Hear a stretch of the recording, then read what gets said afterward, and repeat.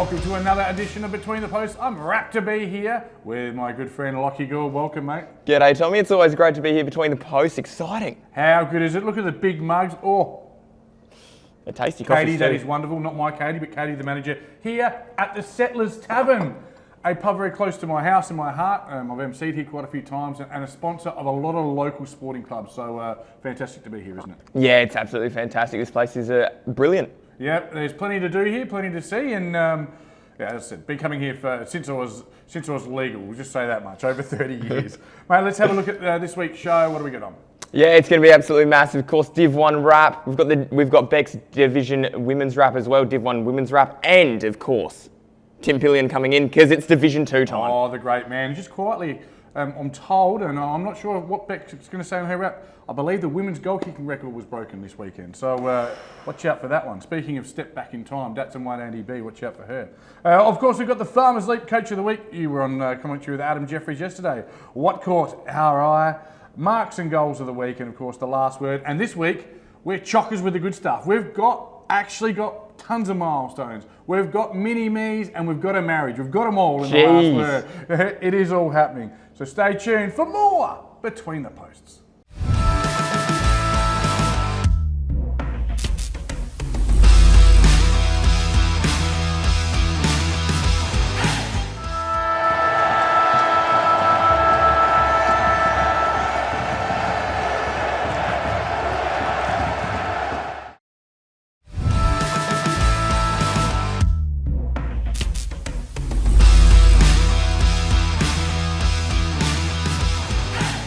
It's BTR Division 1 excavation wrap time with Lachie and Tommy. Lachie, let's start with the stream team game you were at, and I was there too.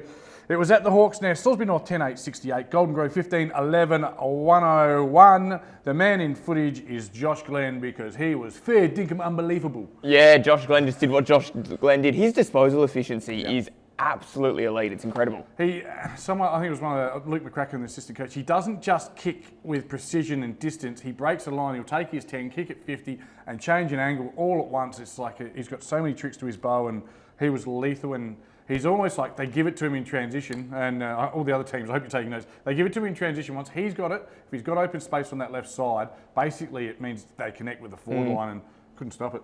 Yeah, you've got to be awake to what Josh Glenn's going to do for you to try and beat this Golden Grove outfit. Wonderful to see as a footy fan.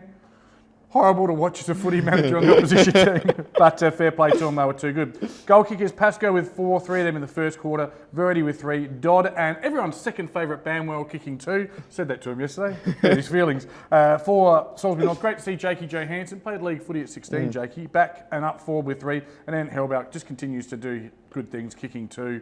Was consistent. Look, to be fair, I've said this all years, I've loved watching Salisbury North. Our first 9 games, we had 9 consistent, strong performances.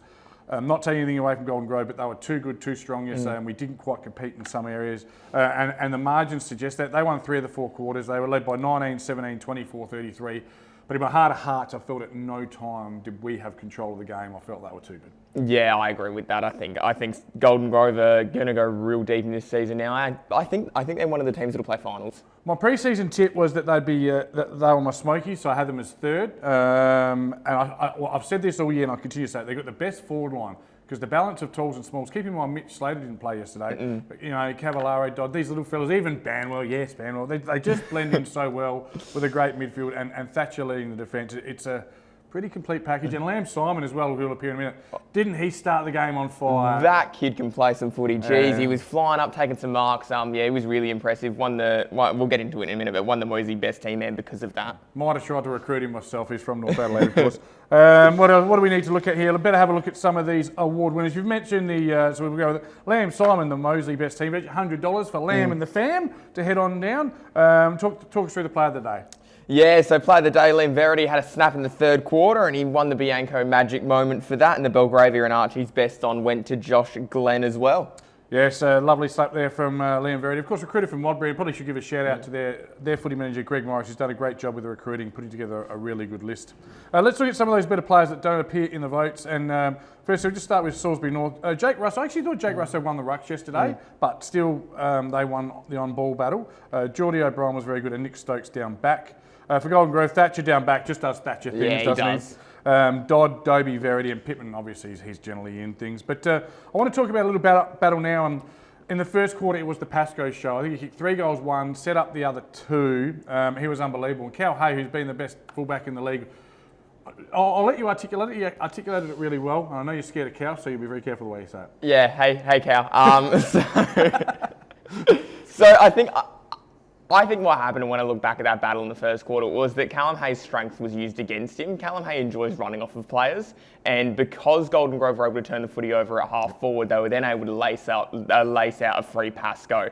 So that's what happened. That's what happened there, and unfortunately, they then made the change, put Fisher on him, and that really did work. Yeah, and like we the minutiae of studying Division 1 and the statistics, every team does it now. We've got all our analytics, but I think the scores from interception turnovers was 60 for Golden Grove. So that's where the game was won and lost, and that hurt Cal, who has been the best fullback this year. But then what happened was that man Jake Fisher, love you Fish, he jumped on and held Pascoe to 1 for the last 3 quarters, and was outstanding. He's just a nuisance. You'd hate to play on him. Yeah, but it was a great battle, which leads us to the votes, and well, we've talked about the way the votes have panned out the way they are, please, Lachie.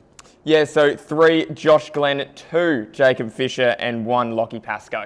Yeah, beautifully done. And all I'll say about this is every week, Golden Grove seems to be moving up a spot in the ladder. Look out, they're coming. Absolutely, they are. All right, let's go to PAC and Glenunga. I think the dream might be over, my friend. PAC they're still there. Glenunga 15-12, 102. The goal kickers for PAC, James Bentley was outstanding with 4 for Glenunga. Mitch Marini 3. Oppers, Davis and Link Benno all kicked 2. For me, mate, there's a bit of a tale in this one. At the start of the year, it's fair to say Geordie West, Abe Davis are a bit underdone. They're back in the midfield together. They're playing good footy, and now, hey bingo, hey presto, Glenunga now can beat anyone on their day. Yeah, watch out. Glenunga are a team that's going to be rising up the ladder, I think.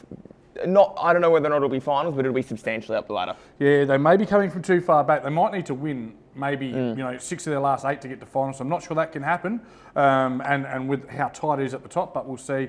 They led all day, 29, 25, 13 and 31. First 4 goals of the game really set it up, and it was that midfield dominance I talked about. They were just too good, mate. But you know what I love, don't you? I love sausages. And what sort of sausage? Jag Meatworks sausages. Let's give us, who was the Jag Meatworks snag of the day, please, mate? Yeah, have a look at this from Marini. It is absolutely unbelievable.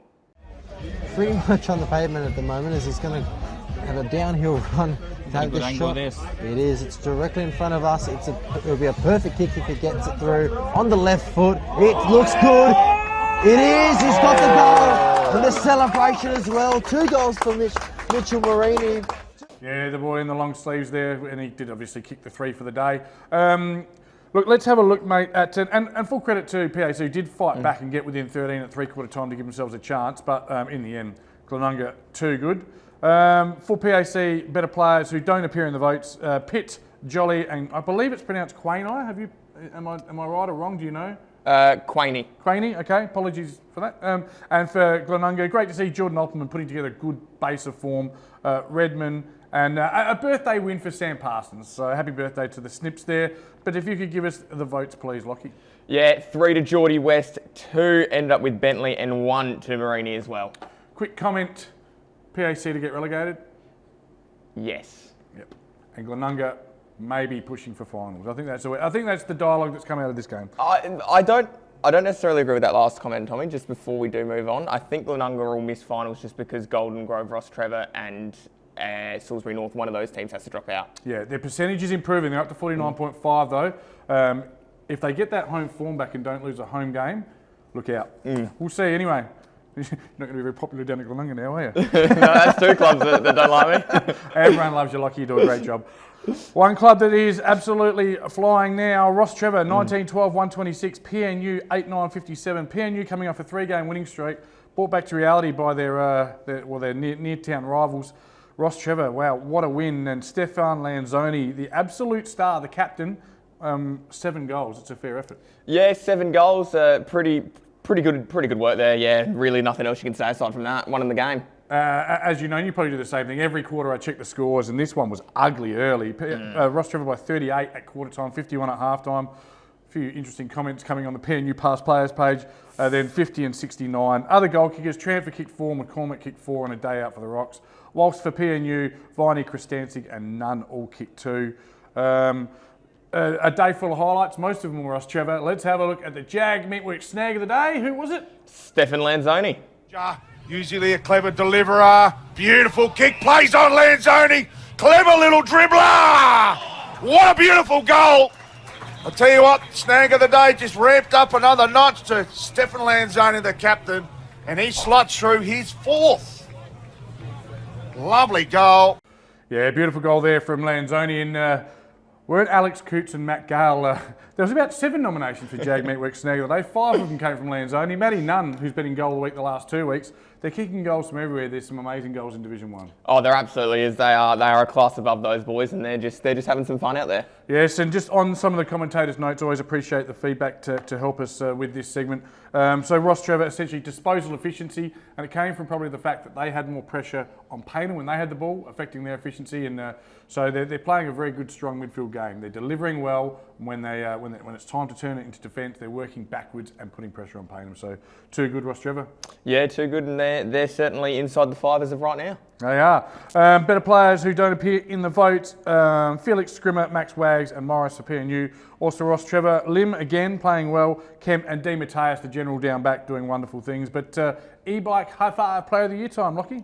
Yeah, so 1 vote, Matty Nunn. He just seems to always find a way into the votes. 2, Xavier Transfer, and 3, Lanzoni ends up with the maximum.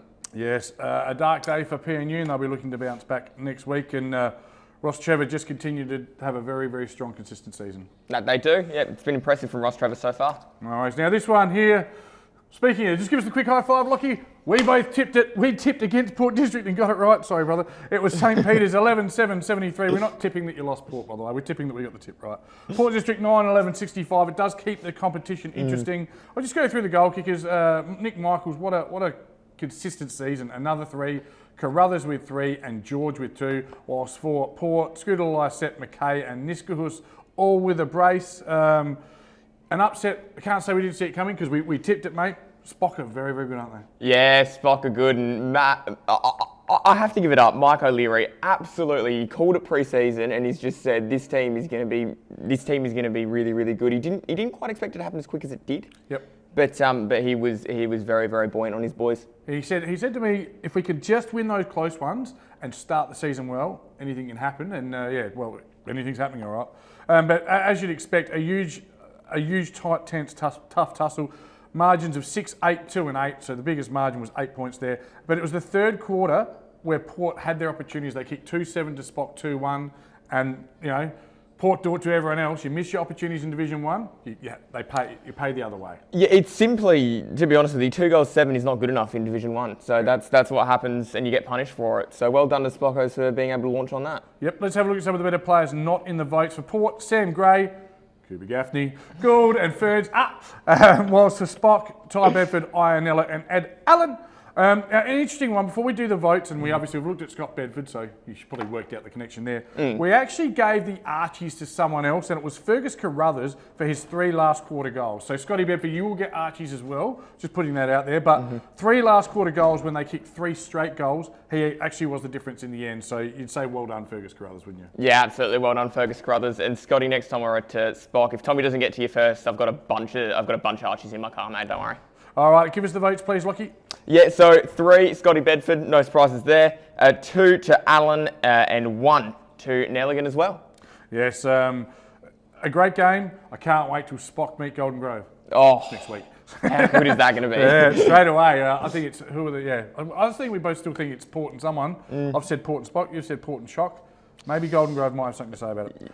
Let's move on to our next one. And again, quarter time, like, here they come, the Tigers, the Tigers. And I'm on the Tigers page as well. I thought it might have been the one. Broadview 11-7-73, Sacred Heart 16-12-108. A 21-point lead at quarter time to Broadview, but it wasn't to be because that man again, Clayton Simons, best on ground with 7 goals for Sacred Heart. He's a star, isn't he? Yeah, I tell you what, there's some boys that can kick some goals. Obviously, we saw Lanzoni had 7, Simons has got 7, Tommy Javor probably had 12. Like, there's plenty of there's plenty of talent, that's for sure. Look, some of the other goal kickers apart from Clayton, Colotto, Fox, and Noble all kicked 2. Good to see Noble back in from he was out last week.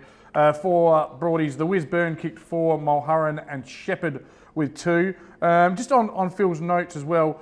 It was all Broadview early, and Shepherd kicked 2 of the first 3 goals and got injured, was off for the day, and that obviously hurt their momentum. 4 lead changes in the second quarter, so they're still in it. Scores over half time, but then that third quarter, the premiership quarter, 7-2 to 2-2. I watched Shock do it to Salisbury North the week before. When the game's on the line, they just go bang. 4 goals in 7 minutes the week before, 7 goals in the quarter. Alex Colotto's got them humming just beautifully. Yeah, Shock. They just seem to have a 5th gear that maybe Port Districts and St. Peter's have as well, but no one else does. So it makes it very hard to compete against them. Yeah, maybe Golden Grove got it right across Trevor as well. We've lost our 5th gear.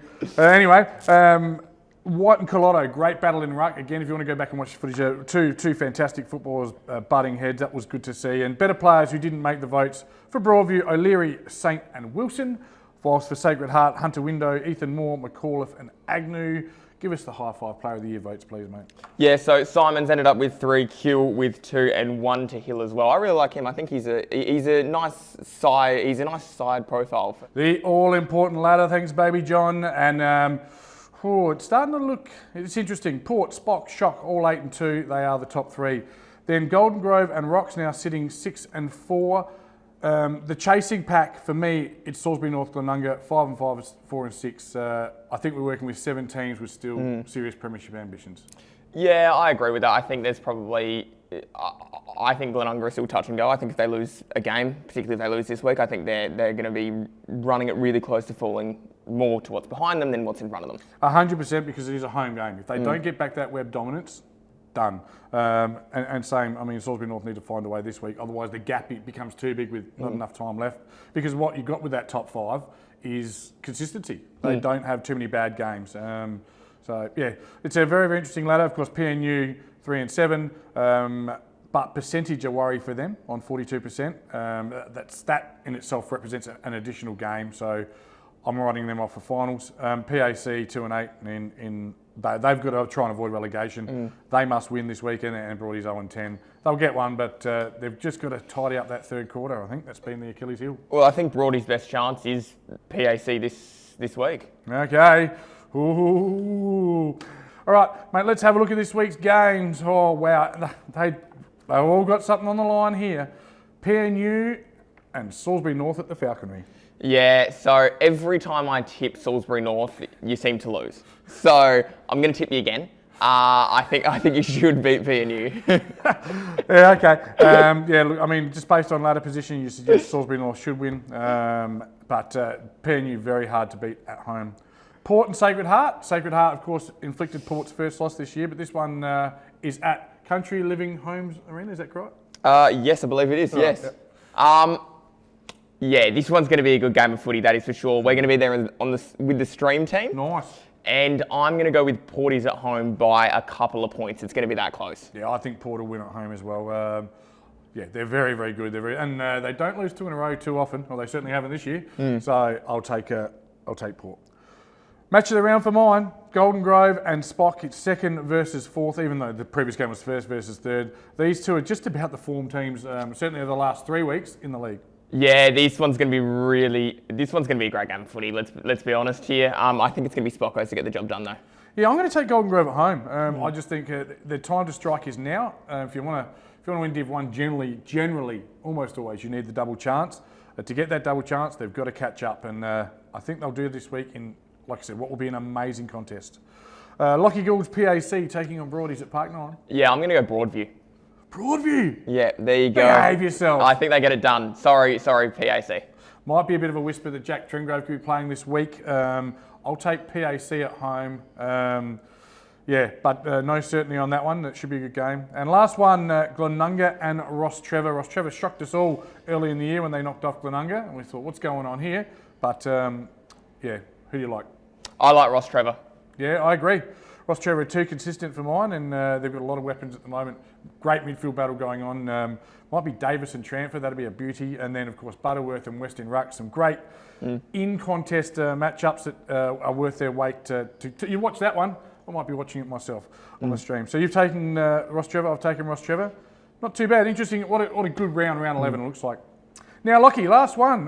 This is it for me. I know my kids are around here somewhere, but I don't want to be careful what I say here. I'm taking an extended break. As a lot of you know, I've had some health issues. I've had 3 surgeries, 1 major and 2 minor already, but I'm off for the big granddaddy.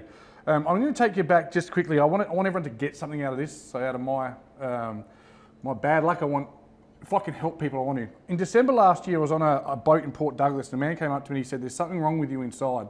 His name was Steve, he was Indigenous, we had a long chat. He said that he felt that there was something wrong with you, that my prostate or inside. And I took too long, but I got checked. I went and got checked, and obviously the results weren't good at all. And that's why I'm going to be leaving for, well, hopefully I'm back in a month. But men's health and men's mental health, Lachie, I'll just get you to speak to it for a bit. Yeah, I mean, Beyond Blue, obviously they do an amazing job, but I mean, it's not just about your mental health as well, it's about your physical health. Go get checked, gentlemen and ladies as well. Everyone needs to go and get checked. Yeah, and I think it takes a bit of courage for me to have these conversations now, because I'm in a bad way, but you got to have the conversations, blokes, when you're out there. Whether you're retired or still playing, if there's something wrong, get checked, get it right, don't leave it till too late, don't leave till tomorrow what you can fix today. So I'm going to leave this show and the Div 1 report, which I love, and thank you everyone for your support. But I'm going to leave it in the capable hands, and you and the wizard, Jack Banwell, I'll be watching every week. As I said, I hope to be back in a month, but it's now beyond my control, and I'll be gone for quite a while. I want to thank everyone for the support they've given me,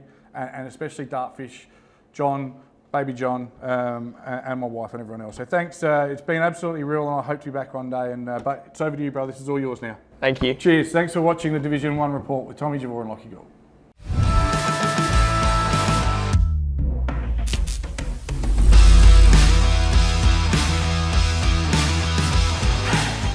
Do you belong in a role that drives you? In a community that makes you proud? In a team that brings out your best? You belong in blue. Apply for a career with South Australia Police.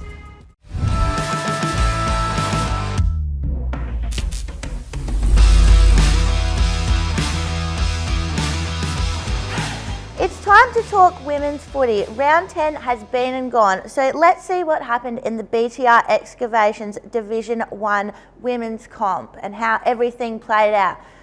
So we'll start with Payneham versus Broadview, which was of course last year's grand finalist in Division 1. Now, although the sides may have lined up a bit differently from that day, we did have the same result, which was a Payneham win, this time by 64 points. Payneham 9-13-67 defeated Broadview 3 behinds. It was a little bit of a demolition by Payneham, and they are looking quite frightening, to be honest, just like a runaway train going into finals.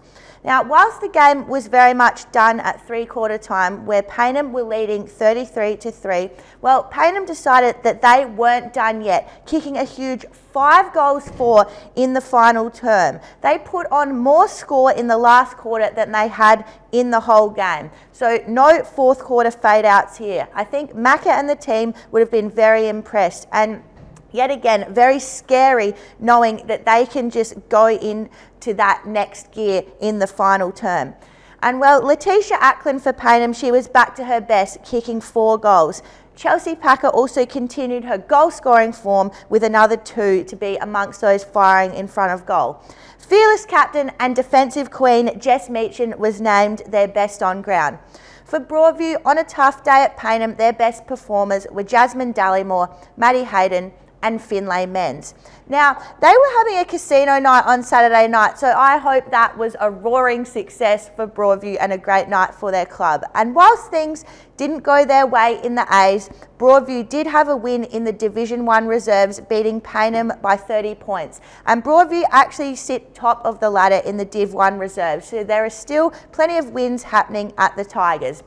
Payneham, of course, just carrying on at their unbeaten season, 10-0. There is so much to love about their season. They are doing everything right. We will just have to wait and see if they can go all the way. But at the moment, it absolutely looks like they can.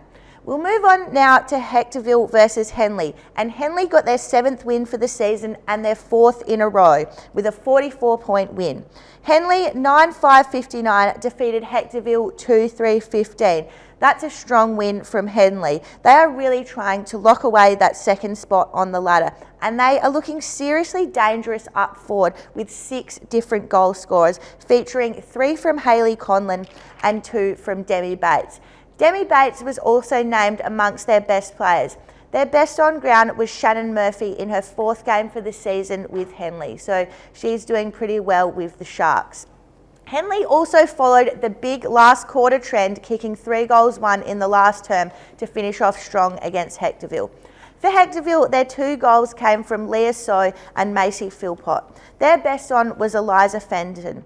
And it was not the result for Hectorville that they wanted this week, and the loss sees them into 6th on the ladder. Finals are still an option, but it's going to take some hard work in the coming weeks.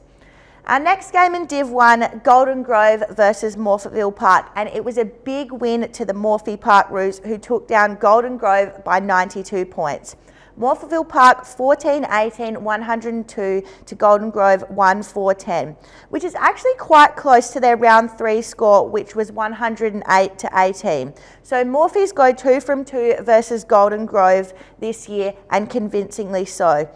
And Morphy's Caitlin Swansett has gone bang yet again in front of goals with a huge 6 goals, taking her Div 1 season total to 24 goals. 6 is her biggest bag for the year, so she's just absolutely killing it and still on the up there. For Golden Grove, unfortunately, their winless season continues. Their goal came through Isla Lee Conan, and their best on was Ayla Johnson. They were also supported by great games from Nevaeh Jolly and Alexis Cook. It hasn't been their year, but I know that they will keep fighting it out for the rest of the season.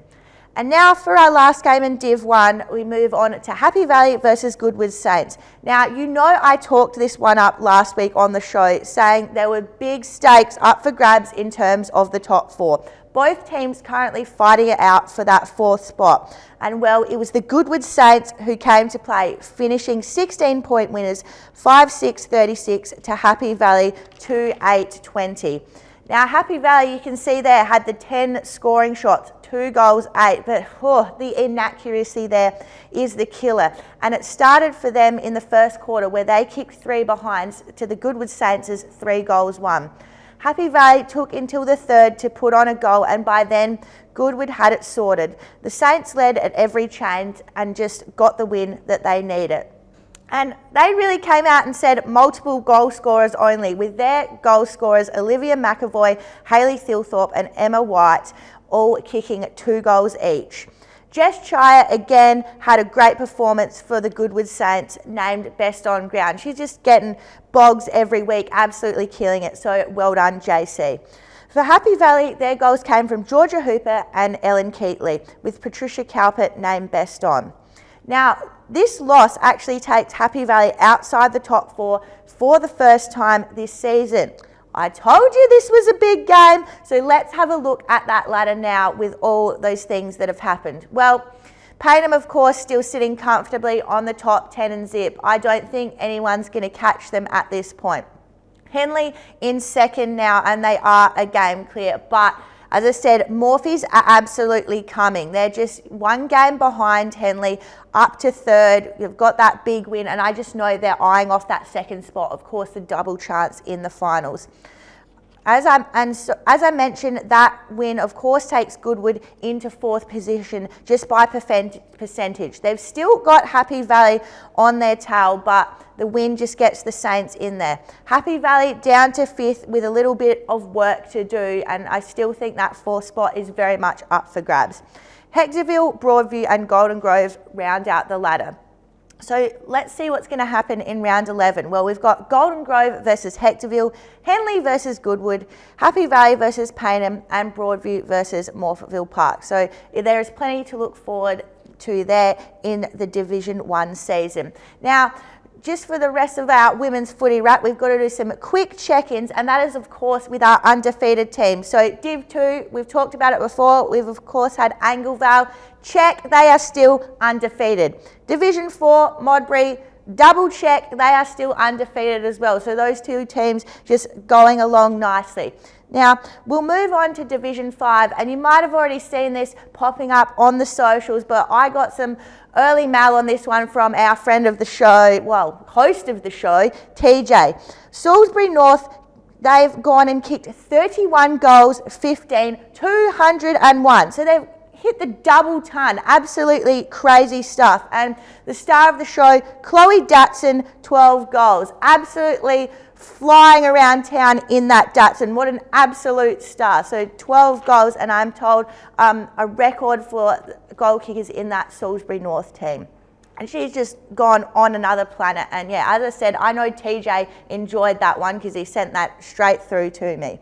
And there was also a 6-goal haul to Misha Ford and 5 to Janika Nutrit. So there'll be some serious celebrations at Salisbury North on the weekend. Now, I can't talk about goal scorers without checking in on Division 6. Of course, the Seaton Ramblers, who were just kicking goals from absolutely everywhere. And Chloe Forby was back this week as well, kicking a bag of 6. And then her partner in crime, Grace Grierson, leading goal kicker in the division, she kicked another 4 goals. So Seaton sit on top of the ladder in Division 6, but Tea Tree Gully, they're coming in hot in second as well with a goal scorer of their own in Alexis Neas, kicking 8 goals on the weekend in their win. So there's plenty going on in Division 6, plenty going on in Division 5, plenty going on in every women's division of the Adelaide Footy League.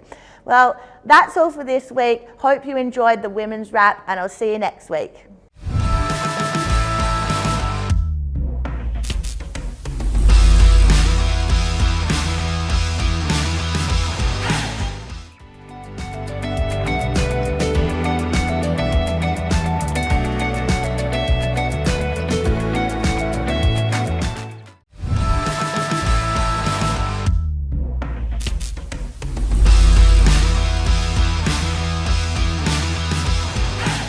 Welcome back to Between the Posts. It's time for the Farmers Leap Coach of the Week. It comes to us from Division 2. It is selected by Division 2 expert Tim Pillion, and it was a very close decision.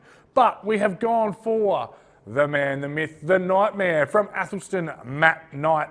The reason why Tim's landed on this choice, it was obviously a very tight choice between him and Justin Machado from Tea Tree Gully, but Matt got it based on their victory over Tea Tree Gully in round 3. They currently sit equal top 9-1, and at this stage, form suggests that those two teams will play each other in the grand final. But the man from the Athelston Raggies, Matt Knight, you are our Farmers League Coach of the Week.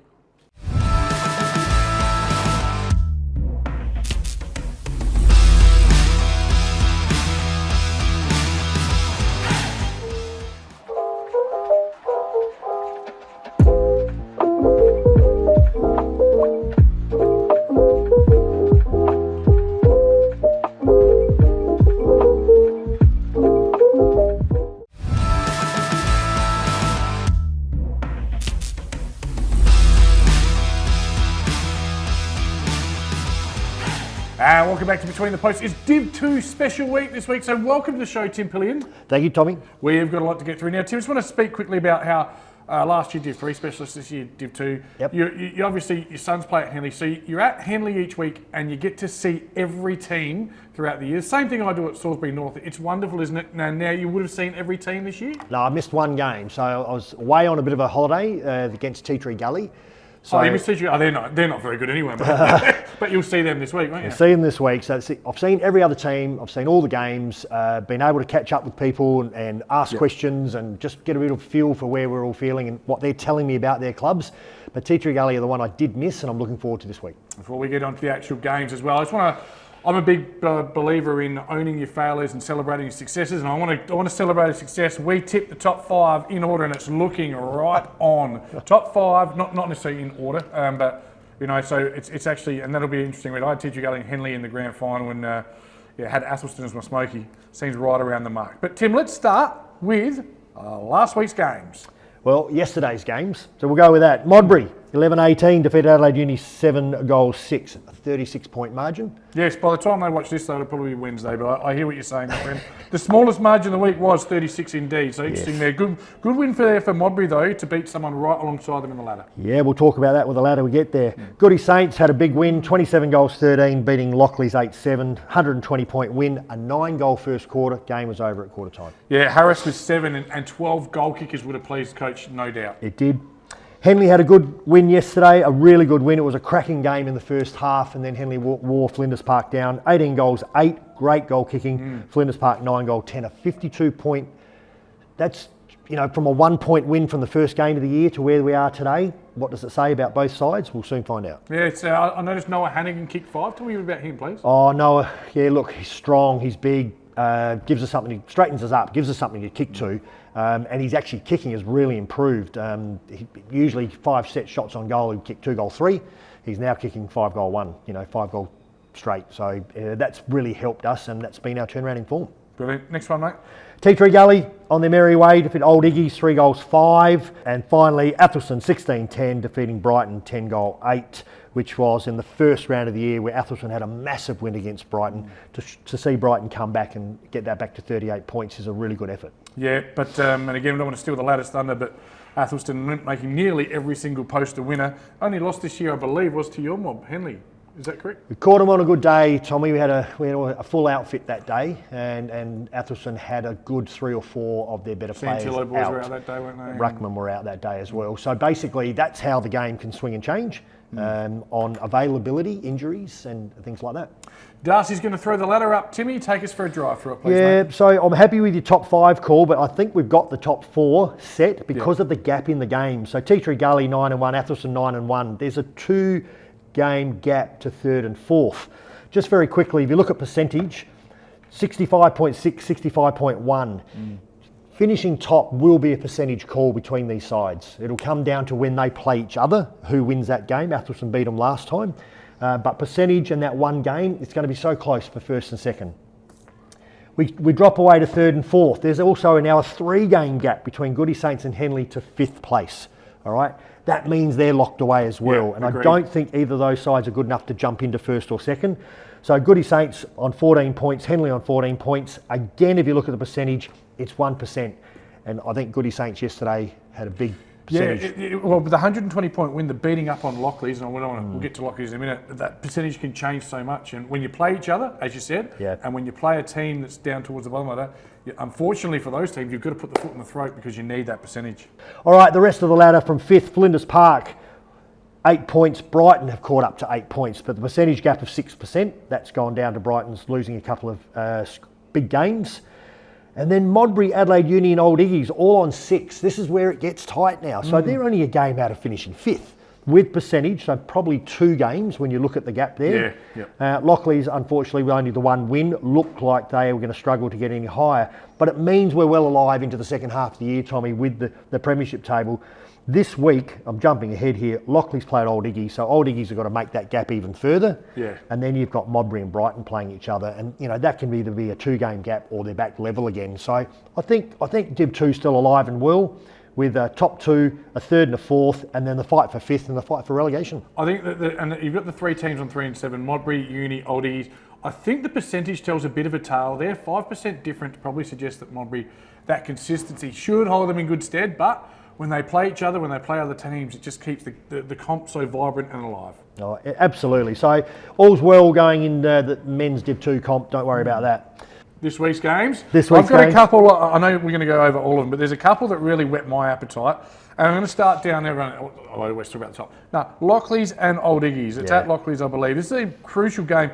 If Lochley's did win last week, if they are to entertain that they're going to get out of the relegation zone, they absolutely must win. There's still some great players floating around, Aaron and these types, and Old Iggy's, well, Old Iggy's they just can't afford to drop this game. They drop this, then they're probably going to be heavy candidates to go down. Well, it is a massive game, like you say. You get that one chance to play at home, give it everything you've got. So I think that's a key. For me, the key game is the one in the middle there between 6th and 7th, which is Brighton and Modbury.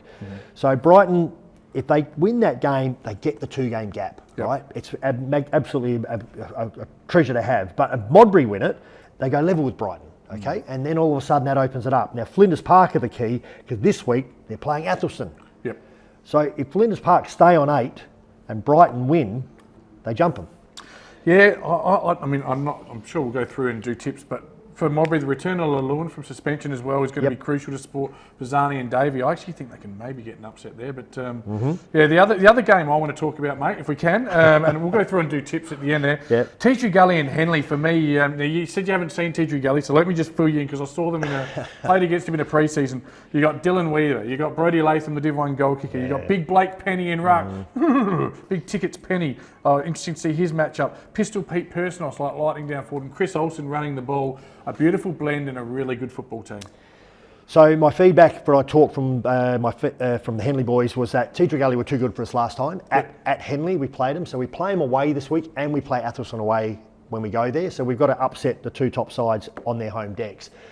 We know what we're in for. When I say we, sorry, Henley. Henley know what they're in for. They're preparing for it already. They've got a few things in place.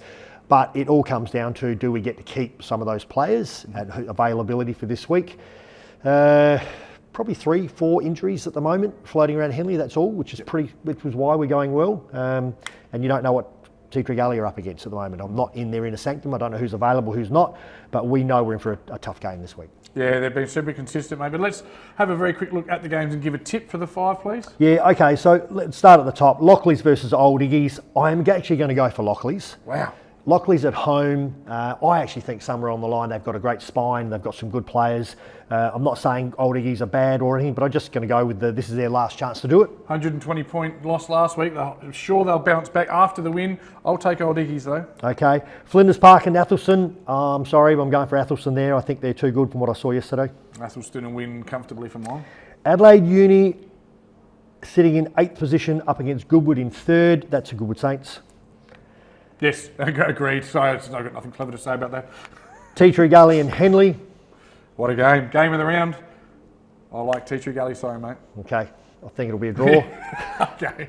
And the Modbury and Brighton game. So from what I've seen when we played against them, for me it's Brighton. I thought Brighton we jumped them in the first half, got away from them, but they did fight back, and I thought that showed a lot of character. And the Modbury game, I think we just had their measure for most of the game, even though their 2 on-ballers were absolutely outstanding, and we had to pay them a lot of respect. It is at Modbury, isn't it? It is at Modbury. Yeah, I'll take Modbury for mine, mate. That is, it's an exciting round of footy. Anything else, mate? No, not really, other than the fact that there's some good players in Div 2. Don't get me wrong. The quality and class of some of these on-ballers and forwards and taking marks are really good. We had great umpiring again yesterday. I'm just loving the whole way things are going around. Yeah, so Glad you did. Div 2's up and about. I'm enjoying what's going there every week. Last question, mate, without notice as well. And whether it's T3 Gully and Athelstone or someone else sneaks in, do you envisage that the pattern continues, that the teams that come up from Division 2 will go into Div 1 absolutely ready-made and be pushing for finals? Just looking at the pattern that's occurred over the last few years, all the teams that have come up, Ross Trevor currently sitting in the 5, Sacred Heart, Glenunga. So based on that pattern, yes they are, because winning means people stay and they have a good format and they know how to play, and usually the coach goes with them. Mm-hmm. So there is a stability that takes you up there. So look, if T3 Gully or Athelstone went up, they're going to be ready to go. Yeah. Yep. So I've got no problems with that. And if you look at Div 1, and I'm not trying to get ahead of myself here, but I just know Broadview are sitting there at the moment. If they come down, they'll still be strong in Div 2. Yeah. So I just think the Div 1, Div 2 thing at the moment, maybe getting a bit closer. Yeah, absolutely. And I just think they are absolutely ready to go. And as much as when you go to Div 1, you've got to recruit, you must retain. You don't retain. Correct. So that's how you have your points. Everyone drops back a point. So for me, these 2 teams look like ready-made Div 1 teams, and I do probably now expect them to play in the grand final. Tim, an outstanding Division 2 wrap. I thank you so much for being on the show, and we'll see you again in about 6 weeks, I think. We'll be back with more Between the Posts.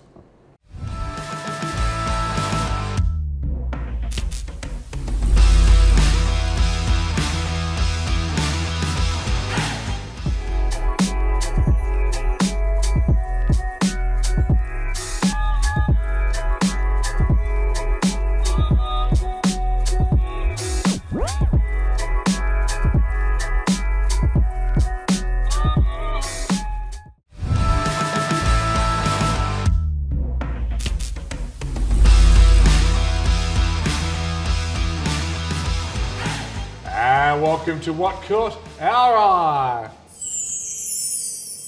Hang on, where's mine? You don't get one, mate. You threw it away last week. Oh, yeah, that's fair. Darcy's graphics have got feelings, you know. And I love this segment. We look around the 7 divisions in the league, and our guest Tim is going to start us off in Div 7, mate. Div 7, what caught our eye for me is simply the turnaround from the Elizabeth Football Club. Yeah. Unbelievable. Like, their percentage is 82.84%. Yep. 82% in scoring overall for all games.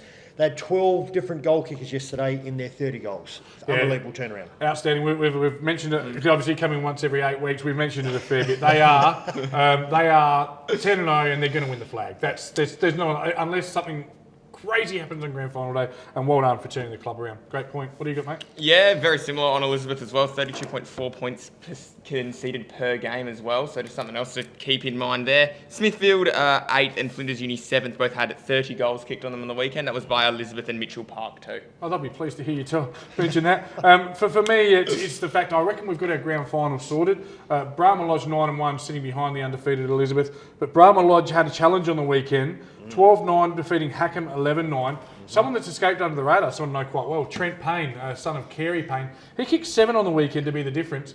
He's kicked 47 goals for the year. What's more impressive, in 8 games. I think for goal ratio to game, leading the Adelaide Footy League. Well done to Payne. You are brilliant. Div 6, please, Timmy.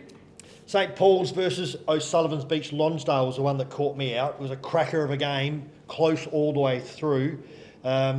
Trevor Rigney kicking 6 out of the 14 in a losing side, I thought was fantastic, kept them in the game obviously, but the fight for finals in Div 6 is well and truly alive amongst a lot of teams. I'll expand on that when it gets to me on St Paul's. Great spot. Just Houghton's 20 goals, they were pretty good. West Croydon yet to win, and Fitzroy have scored an average of 103.1 points per game. You know I love my mathematics. Yes. Yeah, so there's something there to just keep in mind. Question without notice, will Fitzroy win the flag this year? Yes. Yeah, I think so as well. Will West Croydon win a game? No. Obviously, you're not commentating West Croydon anytime soon. Following on from Tim's point, great spot. St Paul's, it's a big win. They now sit 3rd, 7-3 in a fairly even comp. It's so hard to predict. It's Gibbsy with only 2 on the weekend, but 14 in the last 3 weeks. But Gibbsy, he plays in ruck, changing with Peter Pudney. Those two are doing a great job as ruck forwards, and that might be the reason why I'm so cock-a-hoop about my old college, St Paul's. I think they can actually go a long way this year. But we'll find out this week. They take on Houghton at home. If you can't beat Houghton at home, I'm off you, boys. But good luck to St Paul's on the weekend. Div 5, please, Tim. Div 5 for me is purely the story of Marion, continue on their winning way, undefeated, percentage over 70%, doing really, really well, sharing the goal kickers. But I want to talk about goal kicking, one of my pet things about winning games. So Trinity beat Eastern Park on the weekend by kicking 11-17 and getting over the line. Now Woody South get 20 goals 3 to get their win. 20 goals 3. 20 goals 3. And that's 3 in a row for the Cats, who we'd written off as they might not win a game this year. Fair play to you. You've turned it around. Outstanding work, Woody South. Yeah, that was going to be a couple of points just on that. Marion, you have a look at their numbers as well. 48.2 points per game conceded, 116.3 points per game scored. So just something to keep in mind there. And I'm gonna send some photos over to Darcy. He'll be able to put them up now. Woody South, as we mentioned, are 3 on the trot, but they beat Pulteney in their shield game, and they are now sitting in 9th instead of 10th. Oh, beautifully done. And fair play. We probably don't touched on Marion too much this year, despite their dominance. You look through their list, and from when I was at the Bays 8 years ago, a lot of those kids have come through. They're Marion juniors, so that's the important part. We talk about it all the time. Cultivating the juniors because they come through, they're 0 pointers and absolutely crucial. Well done to the Rams. What caught my eye was bottom place Trinity beating 4th place Eastern Park. Timmy's touched on it briefly. 11-17-83, Eastern Park 10-12-72. That is a turn up for the books. It was at the college, I believe. And just two games separate 4th and 10th. No, this comp isn't over for anyone. All teams that are between 7th and 10th, so 7th, 8th, 9th, are all 3 and 7. So you could be thinking finals, or you could be worried about relegation. What a great spot Div 5's in. Div 4, Tim? Div 4, what caught my eye, or our eye on that one, is the high in scores, the actual turnover. Plimpton, 26 goals, Walkerville, 26-20. 46 scoring shots. Morphy Park's 18 goals, Kernelight Gardens 17 goals. But for me, the final 5 is set in Div 4. Interesting. There we go. I was just going to mention the high scores as well. You beat me to the punch there. Plimpton in second have 1,166 points. Walkerville have 1,022 points, both higher than Morpheville Park in first in terms of goals scored. Yes, yep. It is some stunning scores in Division 4 that don't always correlate with the small, low scoring in some of the other divisions. So they're doing some good things, and we love our Kieran Haiketsu. But this one here is a story of Super Dry. Hahn Super Dry. Mitch Hahn for Walkies kicking 9 goals. Yep. They were a former sponsor, so that can go on, can't it, Baby John? Sure can. They kicked 9 as they beat Smosh by 127. Bit of a question without notice now, boys. For me, this one, we've talked about top 5 being set, but there's a clear big 3. It's Morphe's, Plimpton and Walkerville. Yep. I want to get your tip, because obviously I'm going away for a month or so. I want to get your tip for the Div 4 flag. Morphe, Plimpton or Walkies. Keeping in mind, Plimpton have lost their last 5 finals games, I think. I'm going to back them to turn it around. I'm going the Bulldogs. Red Dogs, yep. I'm a Plimpton boy, so yes, Plimpton for me. All right, and I'll tip purely with my heart like an idiot, and I'll take the Walkerville Cats. They've won a lot of close games, but then they're putting away teams when they have to. The only other one I want to talk about in Div 4, and I want to give these guys some airtime. Winless Smosh take on Kenilworth, 1 win this week. They're both probably going to get relegated, but this is their chance to have a win, Smosh. They have been a long time between drinks, a couple of years now since their last win. They need this one. It's at the Den, so good luck to the Lions. Also, the Kenilworth Kookaburras, they'll be desperate to get their second win of the year, but that game is a big game for these 2 Div 4 clubs. Good luck. Div 3, Tim? Div 3. So I've got a bit of a smoky here. It's going to cause a bit of an upset heading into finals. So basically, we know we've got Westminster putting everything in front of them at the moment. Unley have come good at the right time. You've got your Kilburn and North Havens who have been strong through the first half of the year. But I've got Pembroke as my smoky. Basically because they've got Oliver Duffy back from Sturt, right? The ruckman's come back in. He's straightened them up. Allows Nick Dinham to go forward, a centre-half forward, kick goals. And right now, they've won 3 of their last 4. And I reckon they're going to press. And that last 3 spots now, 3rd, 4th and 5th, is going to be a race rather than looking set in the first half of the year. I love that from you, Tim. We had our Div 3 expert on 3 weeks ago, Alex Coots, and I pulled this one out of my wazoo, and I said Pembroke are going to make the grand final, and they weren't even in the 5 at the time. There's something brewing at the Kings. I love that. I agree with you. Yeah, we were there a couple of weeks ago, and it seems like a couple of bits of positive energy up there when we gave away the Farmers League Coach of the Week. But yeah, Div 3 for mine. Hope Valley yet to get a win, and they're now actually going at 2 points conceded to everyone scored. Wow. So they are in a little bit of dire straits there. Unley Mercedes Jets, they score more than Westminster in first. Will that play a role in finals? Something to just keep in mind. Yeah, interesting as well. The bottom 5 lost to the top 5, but Hope Valley, you mentioned them. Maybe it was going to be their week. They actually had it 5-1 to 1-5 at quarter time. They were up over North Haven. They would have thought maybe this is the week, but a bit like Broadview in Division 1, fell away. They fell just 18 points short. But there's a hard luck story. I haven't seen this before. Foss Camden, 6-4. Where do they sit in the ladder? 6th. How can you be 6th and 4 and sitting 6th? But yeah, they're just going to keep trying to win, I guess. Interesting reading there in Division 3. Your Division 2, Tim, you're the expert. What do you got for us? Division 2 for me, the simple what caught our eye is percentage will play a major factor come finals.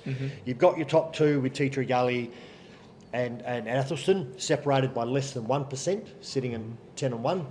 You've got your 3rd and 4th teams being Goody Saints and Henley separated by 1%. So the top 4 are almost set because there's almost 4 games from 2nd to 5th and there's 2 games from 4th to 5th. So I think they're there. And then from 5th to 9th, percentage will be the key again because there's only two games amongst all of that. And if the second half of the year they get a roll on or someone gets a roll on, that percentage will make who finishes 5th and who gets relegated. Yep. Yeah, I was just going to say, it seems like Tea Tree Gully and Athelstons are the teams that are locked to go up. They've got their 2 games clear at the minute. Yep. Oh, that was it, sorry. Look, I don't want to just repeat what you've said, Tim, but yeah, 4th beating 5th by 52. That's Henley beating Flinders Park by 52 points. For me, the top 4 is set. They're chasing Tea Tree Gully, Athelston and Goodwood, but for me, Tea Tree Gully and Athelston teams to beat. But check out the Div 2 report this week. We'll dive right deep into that. And last but not least, Division 1, please, Tim. Division 1, well, Spock the real thing. Are they ready to upset the apple cart is my words there. What a finals race for those top 3 between Sacred Heart, Port Districts and now Spock. The race for 5th is still wide open. It's a great comp, Div 1. Spock kicked 11-7 on the weekend to beat Port District's 9-11. It's just a 2-point swing, but those set shots or whatever kicking for goal were, it's going to come down to that sort of stuff. As a Division 1 expert, Tim, do you know what Spot kicked the week before? No. 7 goals, 26, I think it was. So they obviously practice it. Practice. There's a reason why we do it. That's skill repetition, and well done. Again, Mike O'Leary, Coach of the Week. Maybe Coach of the Week went and did some goal kicking and they've beaten Port District. So. Yeah, I can tell you, Mike O'Leary was not particularly thrilled when I gave him the phone call around being Coach of the Week. He said 7 goals, 26 gets you Coach of the Week. I said, apparently it does, mate. So there we go. Yeah. But yeah, just mine on Div 1. Port District Spocko Shocks, all now 8-2. Broadview 0-9, but their best opportunity for a win coming up against Prince Alfred. But if you want to tune in, if you want even more information around Div 1, make sure you tune in to the Division 1 report with me and Tommy. Yeah, absolutely. Spock knocking off Port by 8 points. Fergus Carruthers, shout out. They kicked 3 straight goals in the last quarter, and they were all Fergus Carruthers, so he helped get them over the line. But there's 2 players at Spock that watching them excited me, even as an opposition. Love watching the Bedford boys. If you get a chance to watch a Spock game, even some highlights, they are stars, and they're going to be absolutely crucial pieces. If they keep them on the park, they might just be they're real firecrackers that get Spock going, and that's how they get the job done. So watch out for them, and thanks for joining us this week on What Caught Our Eye. We'll be back with more next week.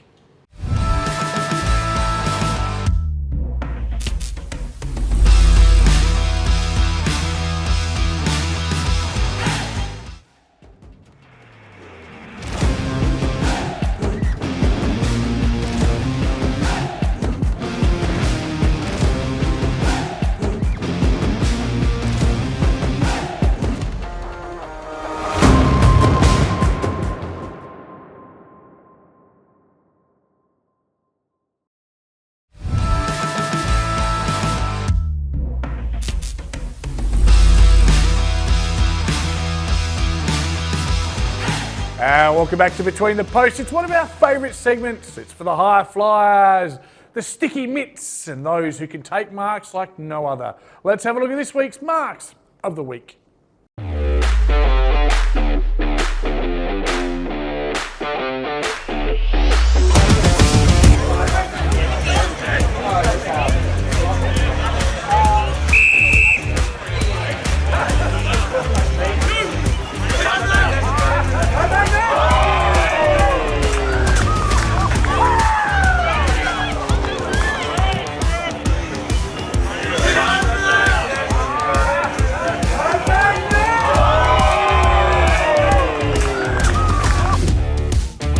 Down well by Michael. A bit of time. Oh, big fly! Oh, but he's played on. Takes down well by Michael. Just a bit of time. Oh, big fly! Oh, but he's played on. Well done.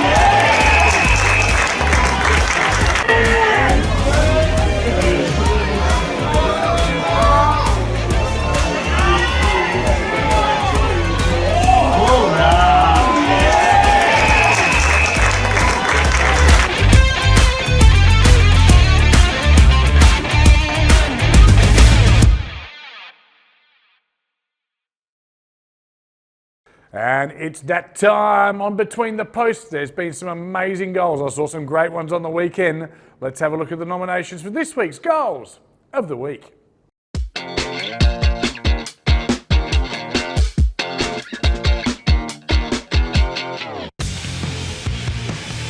Nice set. Off the, ground, Michaels! What a goal! On the volley! Nice set. Off the, ground, Michaels! What a goal! On the volley! Usually a clever deliverer. Beautiful kick, plays on Lanzoni. Clever little dribbler. What a beautiful goal. I'll tell you what. Usually a clever deliverer. Beautiful kick, plays on Lanzoni. Clever little dribbler. What a beautiful goal. I'll tell you.